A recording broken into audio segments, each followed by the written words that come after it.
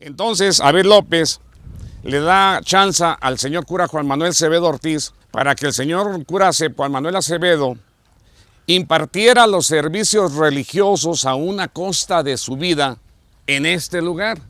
Resulta de que el señor cura Acevedo muere en 1962 y yo nací en 1960. Era mi padrino de bautismo. Yo no lo conocí. Cuando él murió yo tenía 2 años. Pero se supone que si él me bautizó y era mi padrino de bautismo, pues él sí me conoció. Y como se platicaban tantos milagros de él, yo no sé, yo siempre he sentido la presencia de él. El 12 de diciembre de este año, a justo 5 años, me dio un infarto fulminante, que gracias a Dios, yo siento la presencia del señor cura Acevedo, y a los 9 meses me dio un embolio con signos de hemorragia en el cerebro. Y si tú me ves... Pues se ve bastante bien. ¡Que suena mi compa Choco! ¡Pura Rancho Grande!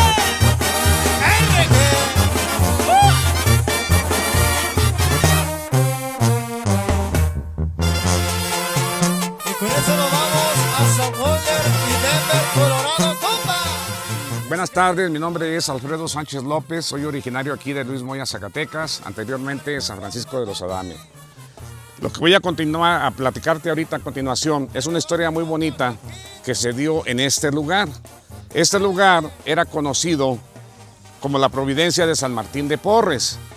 Allá por los años, entrando al siglo XIX, en 1900,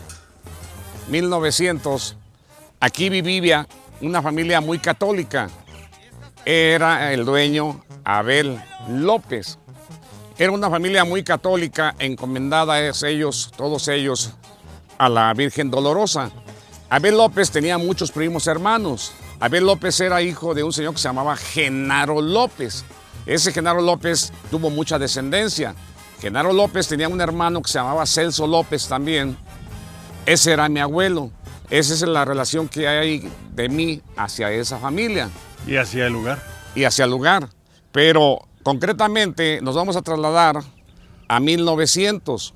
A 1900, cuando este pequeño casco de hacienda estaba en todo su esplendor. Esto abarca 35 hectáreas más hacia arriba. Esto que ves tú aquí, los cimientos, y si te fijas del otro lado, ahí todavía hay vestigios de una padera ahí. Sí, aquí. Donde era como una avenida, una calle. Y aquí vivía tranquilamente esa familia de apellido López, Abel López. ¿Y qué es lo que le da relevancia a este lugar? Ya hablé que Abel López era parte de una familia muy católica, y de 1920 existió una persona de nombre Juan Manuel Acevedo Ortiz. Él, al final de cuentas, tenía la vocación religiosa y en 1920 se ordenó sacerdote. Él nació un 29 de agosto de 1896 y se ordena sacerdote en 1920. En 1920, 5 años antes de que comenzara la Guerra Cristera. Entonces a él, como párroco nuevo, le dan su adscripción en la parroquia de San Pedro Piedragorda. Pero cuando se viene la Guerra Cristera, las altas autoridades eclesiásticas le dan la orden a todos los sacerdotes de que se escondieran, de que cerraran sus parroquias, porque si los agarraban, pues iban a ser reos de muerte. Y el señor cura Acevedo, recién ordenado, no tenía muchos años de haberse ordenado, y con su plena vocación religiosa, él decidió indagar aquí en San Francisco de los Adame, hoy Luis Moya, Zacatecas, cómo poderle hacer para él seguir impartiendo los servicios religiosos. Y aquí se da cuenta de que existía esta familia formada por don Abel López y se pone de acuerdo con él. Y como la familia López eran muy católicos y el pueblo de San Francisco de los Adame, hablando en 1925, está más o menos de este lugar, la orilla de San Francisco de los Adame, está aproximadamente, pues casi es 1 kilómetro, a donde era la orilla del pueblo. La orilla del pueblo es la actual capilla de San Francisco de Asís, que es nuestro santo patrono. Que en ese tiempo era la principal, pues, ¿verdad? Esa, la Sí, capilla. sí. Ey. Ya después dio lugar más adelante para una iglesia más grande, que es la del Sagrado Corazón, que es la que está en el mero centro de lo que es la población. Pero seguimos a lo de la Guerra Cristera, que fue sobre el año de 1925. La villa del pueblo estaba en el templo de San Francisco. Okay. Que entre el templo de San Francisco y el templo del Sagrado Corazón hay una diferencia como de 250 metros, uno del otro. Entonces, Abel López le da chance al señor cura Juan Manuel Acevedo Ortiz para que en este lugar, que era su haciendita, era su casco de hacienda. Él vivía aquí, ¿verdad? Él vivía aquí. Él vivía aquí. Él se ponen de acuerdo y hacen una estrategia de cómo hacerle para que el señor cura Juan Manuel Acevedo impartiera los servicios religiosos a una costa de su vida en este lugar.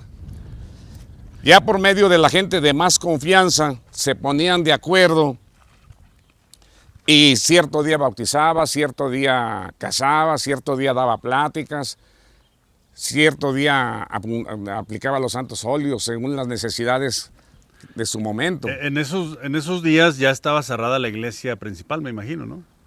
Sí, señor. Estaba cerrada y aquí se convirtió en el principal centro religioso. Y el señor cura que estaba oficialmente aquí en Luis Moya, él se retiró o hizo intercambio con él. Eso también no está escrito, no hay mucha veracidad en ese dato.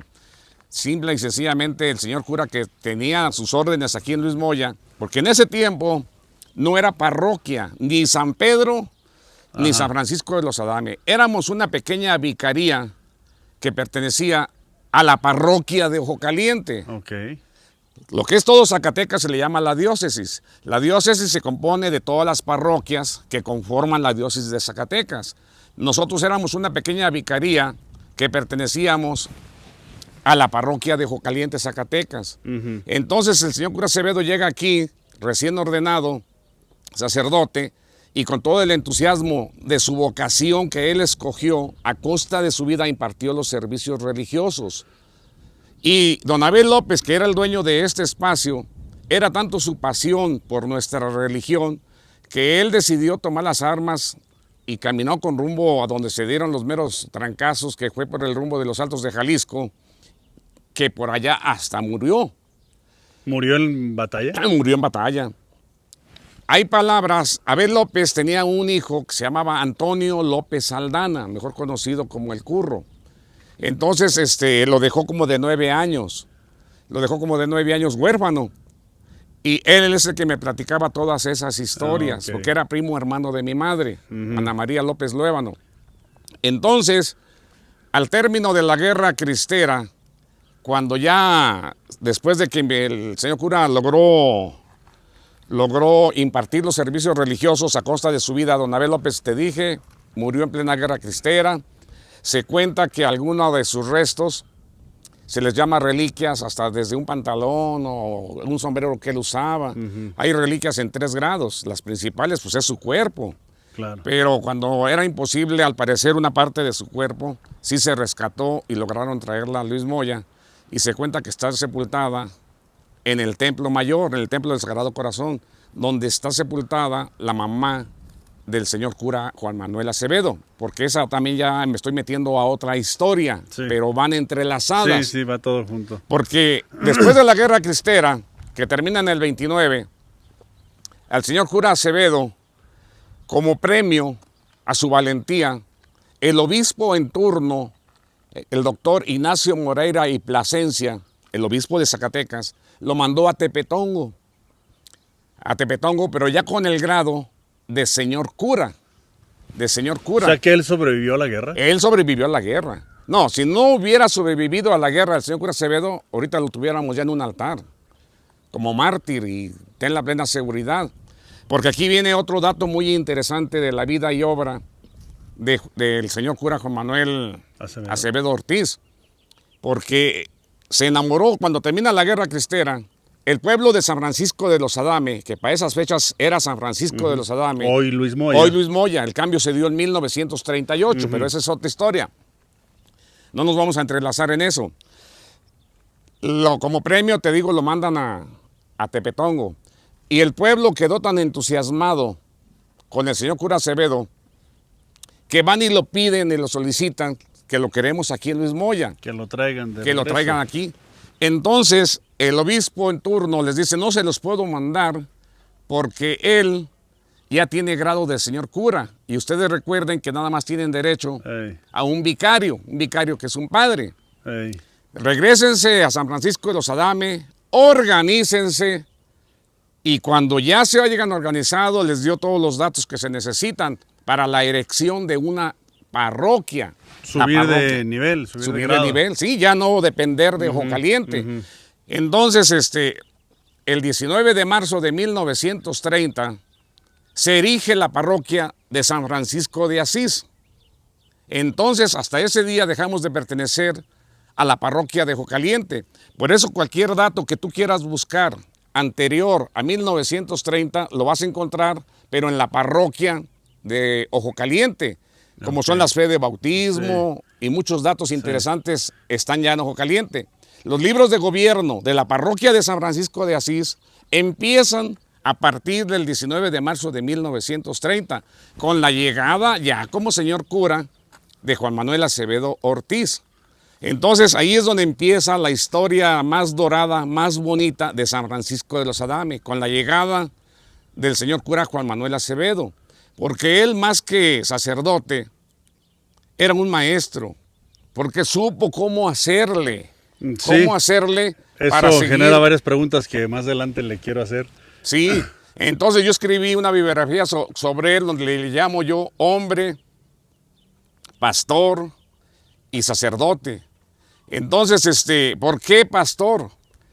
Porque como buen cristiano, arriesgó su vida para venir a pastorear a costa de su vida a sus ovejas. Sí.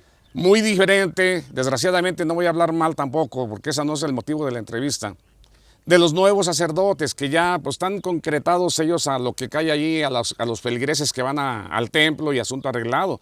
Y en aquellos tiempos el señor cura Acevedo no.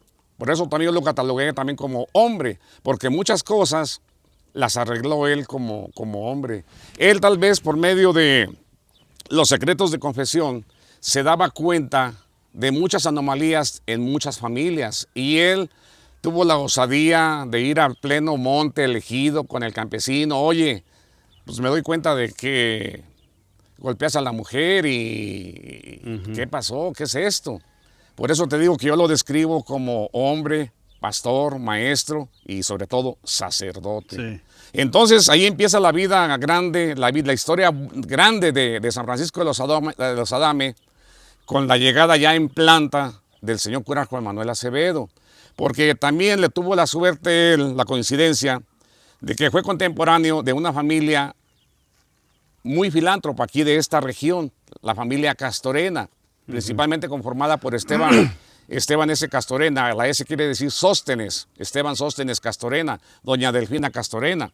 A don Esteban Castorena empezó como velador de Cerillera La Central y terminó siendo el dueño de Cerillera La Central, una empresa grandísima.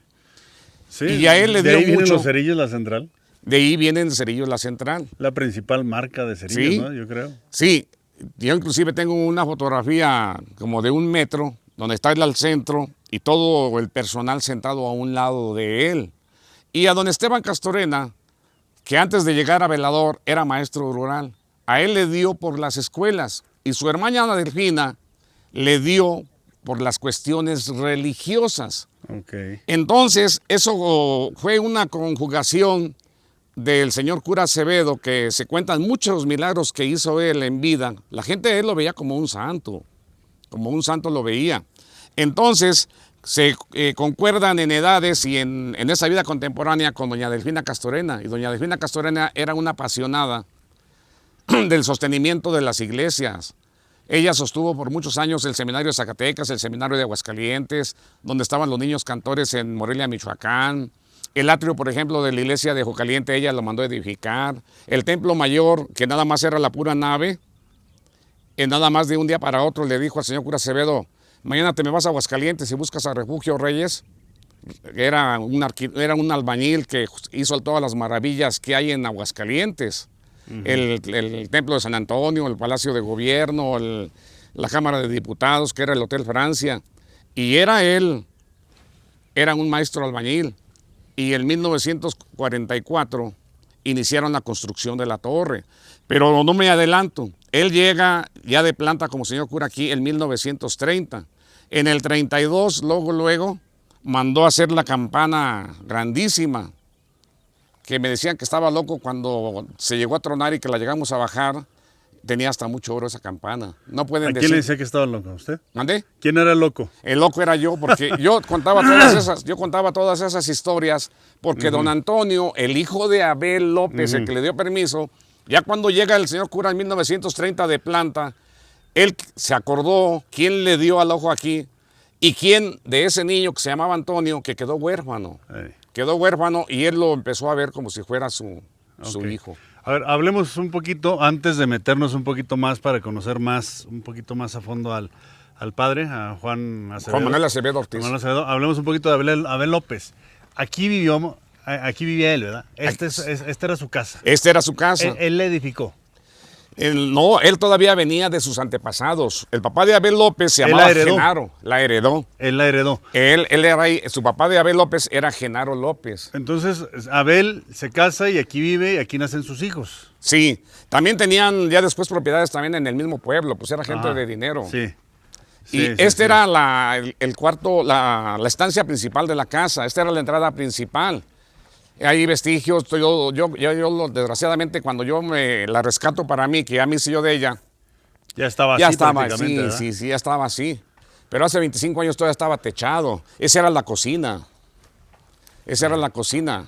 Vamos, métete con cuidado primero.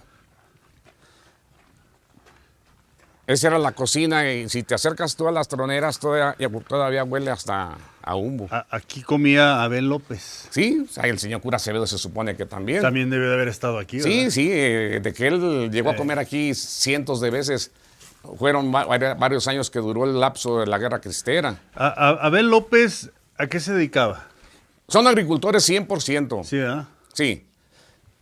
Porque este era el casquito de su pequeña hacienda. Pero te vuelvo a repetir, las que yo compré fueron 35 hectáreas. Pero todavía eran más. Después se desprendieron, anteriormente, después de la muerte de Abel López, se desprendieron más. Yo considero que fácilmente abarcaba más de 100 hectáreas lo que era la pertenencia a este lugar. ¿Qué sembraba Abel López? Lo de siempre, lo tradicional de aquí, es maíz y frijol. Maíz y frijol. ¿Los padres de Abel López eran mexicanos, mestizos? O completamente originarios de aquí de Luis Moya. ¿Sí? Sí. Porque atrás del padre de Abel López, que se llamaba Genaro López, Genaro López tenía un hermano que se llamaba Salvador, que se llamaba Celso. Y el padre de ellos se llamaba también Celso López. Fíjate, estoy hablando de 1820. Él estaba casado, el mero Celso López principal, estaba casado con una señora que se llamaba Andrea Prado, de una comunidad de aquí de griegos. De griegos. Y de ahí ya se desploma todo eso. Yo quiero pensar que el papá de ese Celso López ya casi, yo pienso que eran españoles. Porque yo todavía recuerdo a mi abuelo Celso, señor portachón, güero, unos bigotes grandes, de ojos azules. De ojos azules. No era muy mestizo, tal vez. Está donde ya se está... Sí. Donde ya está. Es que ya el deterioro es muy grande. Sí. Abel tendría hermanos, más familia que siga habiendo aquí, porque entiendo que Abel ahorita ya es recordado como, pues casi como una especie de mártir. Mira, te soy sincero, en la plática antes de grabar, te dije que hay una avenida paralela a la avenida Castorena, que también atraviesa Luis Moya de norte a sur y se llama Abel López. Y con tristeza te digo y te comento que de 100 gentes, de 100 personas, habitantes originarios de Luis Moya, yo pienso que unos 90 no saben ni por qué se llama Abel López. Estos eran los cuartos, todos esos eran cuartos, esa era la entrada principal. Aquí estaba cerrado. Esta era la caballeriza principal, donde tenían los caballos finos, porque el hacendado pues tenía que ir a Aguascalientes de vez en cuando y tenía que que contar con animales finos, contaban con varios tipos de animales. Los animales de labranza que los refugiaban, como a 1 kilómetro estaba un tanque grandísimo allá al norte, un tanque grandísimo, una laguna, y hay un monte donde en tiempo de secas ahí soltaban esos animales para que pastearan y había agua en el tanque para que se realimentaran.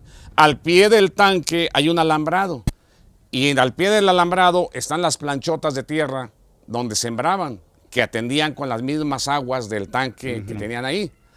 Ahí estaban las mulas, los burros, todo el animal de fuerza. Ey. Y más abajo hay otro tanque que le llamamos el tanque chico. Y también tenía un montecito, ahí ya metían como las vacas, como los animales que para no gastar tanto en pastura, que de vez en cuando las cabras, las chivas, todo eso, que los prohibían también de alimentos. Sí, también, y leche, ya carne. en este espacio, pues se supone que tenían sus caballos finos. Parece que era donde guardaban la pastura. Curiosamente esta puerta estaba ayer completa. Mira nada más los galerones. Sí.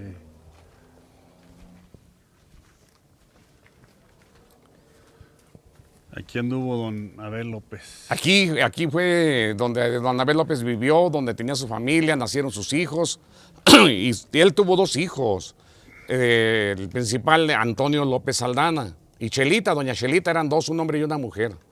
Y te digo, ya cuando muere Abel López en la Guerra Cristera y que se normalizan las cosas a partir de 1930 con la dirección de la parroquia y la llegada del señor cura Juan Manuel Acevedo, el señor cura Acevedo se hizo cargo de ellos, los crió como si fueran sus hijos. Estaban chiquitos, pues, todavía. Y los dejó como de 10 años. Oh. Como de 10 años. Oiga, entonces debe de haber tenido una muerte fuerte porque mencionó que hay una parte de él Se aquí. cuenta, eso no está escrito. No es... Que digas tú y tiene hasta el nombre. Ajá. El señor cura Acevedo ya cuando se viene de planta aquí, porque él duró desde la dirección de la parroquia, primero estuvo en la Guerra Cristera, pero ya como titular, encargado ya responsable de la parroquia desde el 19 de marzo de 1930 hasta el 6 de julio de 1962, el día de su muerte. Ya de 1930 al 62 estuvo al frente de la parroquia 32 años corriditos. Y en 32 años fue una vida esplendorosa de la parroquia de San Francisco de Asís. Pero entonces no se sabe a ciencia cierta cómo fue que murió Abel, ni si la parte que se menciona que está por acá sepultada sea de él.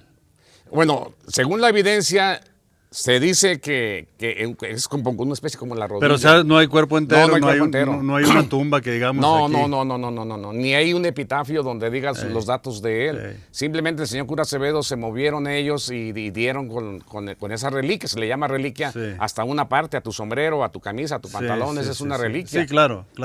Pero bueno, me llama pues fuertemente la atención de que el señor pues debió de haber sido aquí una persona influyente en aquel tiempo. Mucha gente trabajaba con él seguramente, la gente lo apreciaba seguramente. Se va a una guerra donde ya no vuelve. Ya no es, exactamente. Se va a una guerra donde ya no vuelve. En realidad tuvo un final triste, porque no hay ni una tumba donde ir a recordarlo. No, lo mataron en un monte, en una calle, sabrá Dios, donde le tocó caer. Porque la guerra cristera, pues desgraciadamente fue muy cruenta. Sí. No había un proceso de un juicio o de algo, simple y sencillamente donde se encontraban, ahí se daban. Entonces el señor era valiente, aparte de muy Más católico. que nada era por lo católico. Ey. Su religión lo hizo valiente. Ajá. Y viva Cristo Rey y zumba Sí, la porque al bala. grado de dar la vida por eso, o sea. Sí. Y ya cuando Juan Manuel, el padre Juan Manuel Acevedo llega aquí, supongo que eran muy diferentes de edades, ¿no? Me imagino. Abel era mayor que el padre. Mira, tomando como base la edad del hijo de Abel, pienso que como que eran contemporáneos. El hijo de Abel y el... Abel López y el señor cura. Oh, ok. No, yo te dije que cuando llega el señor cura ya de base se hace cargo de los hijos huérfanos de Abel López, que tenían como 9 años. Entonces debieron de haber sido más o menos de la misma edad. Debieron de haber sido más o menos de la misma edad. De la misma edad. Y te voy a enseñar un lugar, el que él utilizaba, esos cuartos todavía son los originales. Y aquel cuarto también era el que usaba él como capilla. Abel. No, El el pa- señor cura Acevedo. Oh, Acuérdate que Abel se fue a la guerra. El que se quedó aquí a impartir los servicios religiosos fue el señor cura Acevedo. Y ese lugar fue el que usó él como capilla. Mira, antes de avanzar para allá, mira cómo se preveían de agua. Esta era la noria, hecha artesanalmente. Y mira todavía el carril eh, como el que sacaban el agua. Esa es una joya ese, mira. sí, póngale ahí algo que lo conserve. Sí, ya me lo dijeron. No, hay quien me ha dicho que lo quite, pero pues también se acaba parte de la historia. No, eso debe estar ahí. Ese Sí. es su lugar. Hacerle un lugar para que se proteja. Tal vez sí, está muy a la intemperie ahí. Sí. Esto también eran cuartos, también esto. Eran cuartos, ahí todavía se ven los vestigios de los renchidos, de donde estaban los cuartos. Mira, ahí se ven todavía las piedras que daban vuelta a todos los renchidos así. Y mira los paderones, qué bonitos paderones. Sí. Tiene una verdadera joya aquí usted, ¿eh? Imagínese toda la historia, todos los eventos que ocurrieron aquí. Sí. En esa etapa tan crítica, lo de la guerra cristera, pues. Porque sí fue muy cruel, ¿verdad? Sí. Yo no conozco mucho, pero sé que, pues no sé por qué, siendo un país mayoritariamente católico, ¿por qué fue una guerra tan sangrienta? Tiene una explicación muy sencilla, que no me quiero meter en temas que es a lo que tú viniste. Desgraciadamente la política y la religión pues nunca se han llevado. Ey. Y hubo No, pero el tiempo- fervor de la gente en su Hubo mayoría. hubo un tiempo en que se puede decir que mandaba más la iglesia que ni el mismo gobierno. Y el gobierno pues ya no le convenía Ajá. eso. Sí. Entonces vamos pintando la raya Ey. y se tuvo que dar dado eso, siendo nosotros, como dices tú, nuestro pueblo México, nuestra República Mexicana, estamos identificados como un pueblo casi 100% católico. Pero quienes andaban matando sacerdotes eran los soldados, ¿verdad? Sí, el gobierno. Era el gobierno. Eran civiles Sí, contra el gobierno. sí. Esta era la carretonera donde guardaban los vehículos, pues. Acuérdate que había carretones, carretas, volandas. La volanda era la de lujo. La de lujo, que estirada por un solo caballo muy fino. Ahí están todavía los vestigios donde estaba techada, mira. O sea, se ven todavía parte de las vigas ahí en la parte Sí, final. sí, allá arriba. Pero el lugar, te digo, más representativo de todo esto es lo que yo le llamaría donde él impartía los servicios religiosos. Esta era Sí, su pues de capillita. aquí. Que ya no tenía techo ni nada, y yo le puse yo las láminas, le puse la puertita. Y Las la idea banquetas es estas. avanzarle más para... Aquí viene siendo una iglesia, ¿verdad? Aquí viene siendo Básicamente. la que él utilizó como iglesia. Pero usted no La piensa- llevo yo en proceso de pintarla bien. El piso eran de ladrillo, lleva una cama de arena y el piso era de ladrillo. Y exactamente donde estás tú, una vez que la pinte, poner un Cristo. Me imagino que usted sí quiere darle ese sentido, ¿no? Sí, de una capillita. Capilla, Sí, una capillita. Todo esto es propiedad. Más que acá hay un fraccionamiento que se llama San Antonio y acá está el fraccionamiento de Independencia. Y la gente yo le permito, todo lo que sigue, todo aquí alrededor es propiedad de lo que era el casco de aquí de la haciendita. Entonces, hay gente que se vino de Boquillas y de San Juan, viven en esta parte y les permito yo que pasen caminando por aquí. Ellos caminan por aquí, atraviesan, nunca me han hecho desperdicios ni nada. Tengo pocos días en que vino una máquina a desmontar todo lo que era el montecito, porque ellos lo tenían eran muy hábiles en el sentido, o sea, el proyecto de ellos. Ya te dije, una parte del territorio era completamente monte, remataba en un tanque, sobre todo el tanque grande, grandísimo, y luego ya remataban al final en unas tablas así como esta, que eran las de la siembra. Ey. Esas tierras con el tanque chico las regaban, pero desde ese poste que se alcanza a ver aquí todavía, iba un alambrado. Y ese era el monte donde aquí echaban supuestamente las cabras, las chivas, las borregas, las vacas, que les iban a prever de alimento durante el año. Durante el año. Y acá la parcela de siembra que regaban con... Sí. Yo nada Estaban más, avanzados entonces. yo nomás tengo encorralado lo que a mí me interesa, por lo que representan esos adobes, Ey. que para muchos ya lo deberías de tumbar, De mejor es demoler, mejor pero no. aquí, para que fracciones. Aquí me pegan ya 7 calles, me pegan 7 calles ya con todos los servicios y todo, pero no, pues yo no, ya no me meto en esas broncas de fraccionar y todo. Veo como que tiene un alto valor sentimental histórico para usted. Es que el mero meollo del asunto, la parte medular, es el señor cura Acevedo. ¿Sí me entiendes? Esa es la parte medular que después a mí, sin ser, soy católico, claro, pero que digas tú voy a misa y me gusta leer la lectura, me gusta hacer esto, me gusta hacer lo otro, no hay Un nada de devoto eso. católico. No, hay algo que me he metido en muchas cosas de la iglesia como no te imaginas.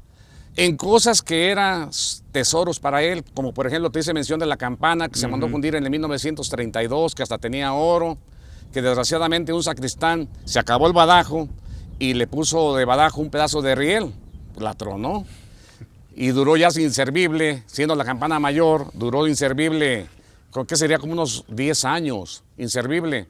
Y hasta que llegó un señor cura nuevo que dijo, hace falta una campana, dice, ya vinieron unos campaneros, ya me hicieron un presupuesto, esa me la toman en 60,000 pesos como fierro viejo y la nueva vale 300,000.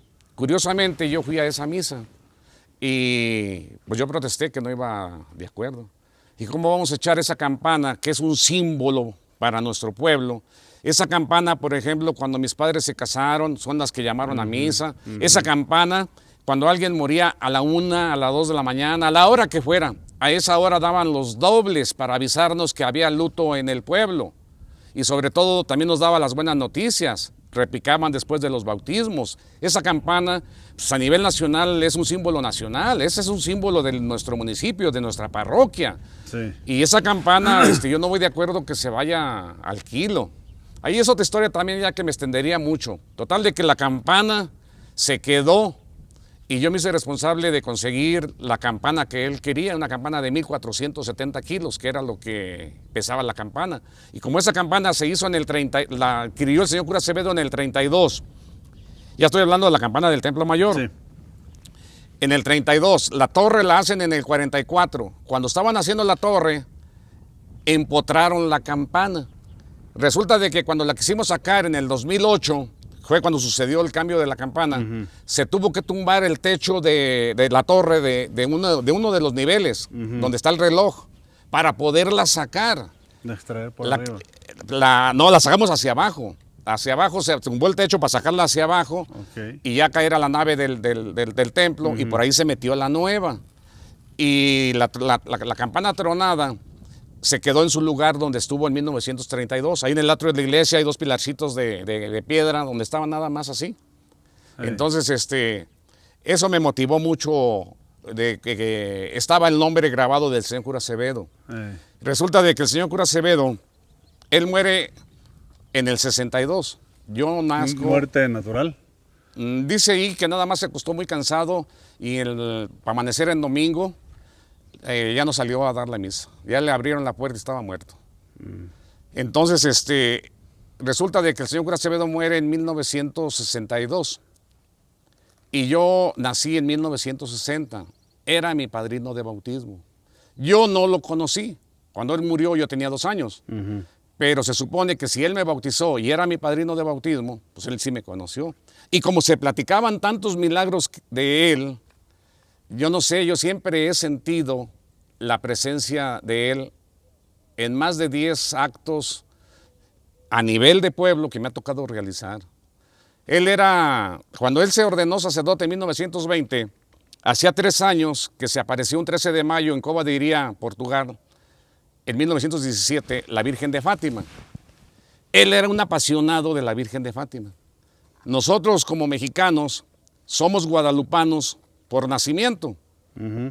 Y el señor cura Acevedo tal vez, porque la aparición de la Virgen de Fátima casi coincidió con su ordenación sacerdotal, yo pienso que para 1917, que se apareció el 13 de mayo en Cova de Iría, en Portugal, con las redes sociales que no existían, con la aviación que no existía, la información yo pienso que tardó casi los 3 años. Casi llegó la información a América cuando él se ordena sacerdote. Y a él en su vocación religiosa le llegó la Virgen de Fátima, que es una imagen preciosa. Entonces, en 1950, a doña Delfina Castorena, que ya te la había mencionado, Sí. le dijo, fíjate que tengo muchas ganas de una imagen de la Virgen de Fátima. Y inmediatamente doña Delfina Castorena la ordenó traer desde su mero lugar de la aparición.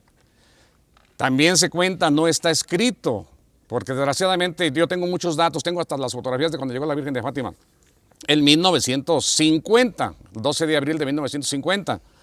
Entonces, esa imagen que está en el Templo Mayor fue traída directamente desde Cova de Iría, de donde se apareció la Virgen. Esa Virgen está hecha, está diseñada bajo la supervisión de Lucía. ¿Quién era Lucía? Lucía era la pastorcilla a la que se le apareció. Por ejemplo, con la Virgen de Guadalupe no se batalló naditita porque ella se plasmó en el ayate de Juan Diego. Y la Virgen de Fátima fue lo que narró Lucía, porque se le apareció a 3 pastorcillos, 2 murieron muy niños y la única que sobrevivió y vivió muchos años fue Lucía. Y ella fue allá en Europa, donde estaban los mejores escultores y pintores de la antigüedad. Los junta a la iglesia para que Lucía les dijera ¿Cómo? qué fue lo que vio, cómo estaba, los colores, la posición, los gestos, los ojos, todo. Entonces, cuenta también la tradición, todo eso me la platicó don Antonio López Aldana. Antonio López Aldana, hijo de Abel López, el que le cedió el espacio aquí al señor cura Acevedo, Sí. el que murió en la Cristiada. Que también debe haber sido muy católico para saber todo eso. Sí. Nada más de que don Antonio se llevó tuvo casi puras mujeres, son 9. Y desde cuando ya tenía las niñas 13, 14 años, que nada más había aquí primaria, él emigró a Aguascalientes para darles educación. No, le decían, su mero apodo era el Curro, era el brazo derecho del señor cura Acevedo. Entonces él sabía muchas historias. Pues era como su hijo, pues. Era como su hijo, exactamente. Entonces ya te dije, ya me involucré con la campana, Sí, ya sí, me sí. involucré con la Virgen de Fátima, que se la mandan traer desde donde se apareció, Cova de Iría. Se hizo tanto argüende, vamos a decirle, no es la manera correcta para una entrevista, Tanto euforia. Bullicio. Tanto bullicio. tanto bullicio, que se da cuenta el obispo que todavía estaba, Ignacio Moreira y Plasencia, para 1950. Ajá. Él fue el que lo ordenó, lo mandó aquí en 1930, cuando se erige la parroquia de San Francisco de Asís. Que le dice, pues, ¿qué traes, Juan? Exactamente, y ya hicieron, ya cacareacó mucho la ¿Qué gallina. escándalo traes? Pues ahora algo le llegó al señor obispo Ignacio Moreira y Plasencia, que le dijo, quiero que esa imagen primero llegue a Zacatecas capital. Y primero llegó a Zacatecas capital, allá la desembarcaron, allá la bajaron, allá la sacaron de la caja, del estuche, de lo que tú creas. Quedó plasmado el obispo Ignacio Moreira y Plasencia con la imagen, es de cuerpo entero, tan preciosa, que ordenó que peregrinara por todo Zacatecas para que la conocieran. Ajá. Y ya una vez que peregrinó, ordenó que fuera trasladada con toda la pompa hacia Luis Moya, a su lugar de aquí. Pero antes de que partiera la imagen de Zacatecas, él ahí comprometió al pueblo de Zacatecas a que se formara un comité. Eso fue en los primeros días de abril de 1950. Y antes de que partiera la imagen de la Virgen de Fátima hacia San Francisco de los Adame, ya era Luis Moya, porque Luis cambió en el 1938, ordenó que se formara un comité ahí en Zacatecas, porque él quería un templo de la Virgen de Fátima en Zacatecas. Y si no me equivoco, ahorita en la actualidad, después de Catedral, el templo más bonito de Zacatecas es el de la Virgen de Fátima. Y quiere decir que gracias a esta imagen que está aquí en Luis Moya, Sí. existe ese templo. Entonces, después de que se trajo la imagen de la Virgen de Fátima, pues ahora le faltaba un altar. ¿Cómo le hacemos, Delfina? Una imagen tan preciosa, pues merece un altar de su misma talla. Pues el altar que tiene la Virgen de Fátima aquí está hecho con mármol de Carrá. Es el mismo mármol que utilizaron allá en el Vaticano, que ya no existe, porque el mármol, acuérdate que es un cerro de piedra, el cerro se acabó, Sí, ya. pero el mármol No de se Carrá puede. es muy famoso, es muy famoso. Desgraciadamente la muerte del señor cura ya quedó un poco abandonado el templo, pero en la celebración del centenario de la aparición, en el año, ¿te acuerdas de que se apareció en 1917? El centenario fue en el 2017. Yo pedí permiso de festejarla en grande los 100 años de la aparición. No, fue una fiesta espectacular. Sí. La llevé por todos los sectores del pueblo, le hice un carrito especial para transportarla con su vitrina. Entonces te digo que la vida me ha metido con las cosas del señor cura Juan Manuel Acevedo. Has sido católico como de facto ahí, como de... Porque no, Mencionó ahorita algo que muy interesante, que dice que usted lo relaciona a él con algunos eventos importantes aquí. Yo siento la presencia de él, porque te platiqué ya de la campana, te platiqué de la Virgen de Fátima. Había un Cristo, el Cristo de la Agonía, que en una temporada hasta se desapareció, un Cristo que era como un hombre vivo. Y de repente con el señor cura Felipe se desapareció y hubo que hacer hasta una demanda ante el INE, porque yo fui y le pedí una explicación. ¿Ante el INE? Ante el INE, el INA. El INA. Instituto de Historia y Antropología. Sí. El INA. Instituto Nacional de Antropología e Historia. Y se hizo una demanda, demanda formal. Inclusive ellos me decían que la hiciera penal, no. Yo lo único que quería era la reparación del daño, porque el Cristo regresó hasta con el cendal todo dorado y nada que ver como era originalmente. Y la demanda duró un año y me tocó ganarla. Y la sentencia que se le dio a él, que se iba a restaurar con restauradores de Lina, y él pagó todos los costos. Y así como esa, fíjate, ya te mencioné la campana, ya te mencioné la Virgen de Fátima, ya te mencioné el Cristo. El mero templo de San Francisco estuvo cerrado más de 12 años porque ya estaba a punto de colapsar. El que dio origen a la comunidad de Luis Moya, San Francisco de los Adame. Y hace exactamente 7 años me eché el compromiso de restaurarlo. ¿Y cómo van? Me tocó a mí la primera y la segunda etapa. Pero ya estaba a punto de colapsarse, ya no había nada, ya habían sacado todo y estaba apuntalado por órdenes del INA. El INA fue que lo mandó cerrar, esa es propiedad ya de la nación, pues es patrimonio ya. Sí. Y me tocó la primera etapa y la segunda etapa. La segunda etapa se concluyó hace 2 años y todavía queda una tercera etapa. Pero cuando concluye la segunda etapa llegó otro señor cura nuevo y no me tocó ni siquiera entregarle ni explicarle todo lo que se hizo en la primera etapa ni en la segunda etapa, tal vez porque él llega nuevo con la idea de conocer toda la parroquia y lo vio chiquito el templo, pero ese templo es el origen y ahorita están en mejores condiciones ese templo que ni el templo mayor. Pero está parada la tercera etapa. Sí, seguía la tercera etapa, yo ya nada más llegué hasta la segunda etapa porque ya el 12 de diciembre de este año, a justo 5 años, me dio un infarto fulminante, que gracias a Dios, yo siento la presencia del señor cura Acevedo, y a los 9 meses me dio un embolio con signos de hemorragia en el cerebro. Y si tú me ves... Pues se ve bastante bien. Bueno, y eso le quería preguntar y le iba a decir, si no me quiere contestar, no me lo conteste. Si lo ha sentido en cosas personales, pero ya me lo dijo, sin preguntarle. ¿Ha sentido su presencia, ha visto su influencia en cosas como lo que me menciona, la campana, todo esto que me está mencionando? Pero su persona creo que también ya me lo dijo todo. No, ya te digo, no, hay mucha historia. Hay mucha historia y me he retirado ya por prescripción médica de mucho tipo de eventos donde tal vez si tú quieres no era yo invitado, pero me interesaba. Porque te vuelvo a repetir, católico así que yo vaya todos los días a misa y que comulgue y que me pelee por leer la lectura y todo. No. Bueno, es que hay diferentes formas de ser católicos, yo creo. Sí, hay diferentes apostolados. A lo mejor lo suyo es más del servicio tras bambalinas. Exactamente, me tocó organizar el Via Crucis 28 años, un Via Crucis que se hace viviente, pero haz de cuenta real, que a mí me tomaba 3 meses prepararlo. Pues es que yo creo que es imposible no sentir la presencia de estos hombres.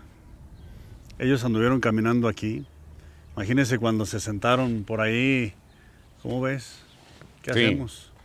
Imagínense el momento en que Abel decide irse a la guerra, de decirle a sus hijos, quédense, Juan Manuel los va a cuidar.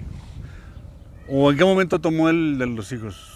Cuando él se fue, ¿se los dejó encargados a él? No, ¿Qué podríamos creer? Eso es la ¿Podríamos creer que así fue? Te echaría mentiras porque hay un papel donde dice No, que pero los encargo. pero Pues sí coincide más o menos. se supone que Sí pudo haber sido así. se supone que si Abel lo recibe con los brazos abiertos, Ajá.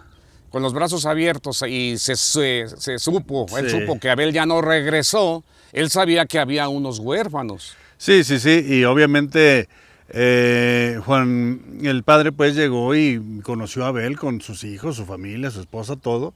Él se entera que se va y no sé, me quiero imaginar que verdaderamente hubo un momento en el que ellos platicaron y planearon eso. Sí. Me imagino.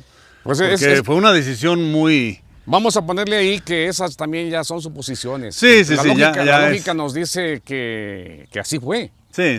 Pero que te diga yo, hay unos documentos escritos que Sí, firmaron donde tú te haces responsable. Es no los difícil, hay. es difícil decirlo, pero por lógica podemos decir que así pudo haber sido. Mira, ya casi estábamos por finalizar.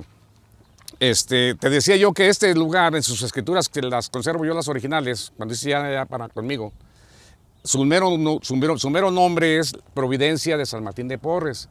Nada más de que como también yo me hice muy seguidor de la Virgen de Fátima, yo le puse Providencia de Fátima.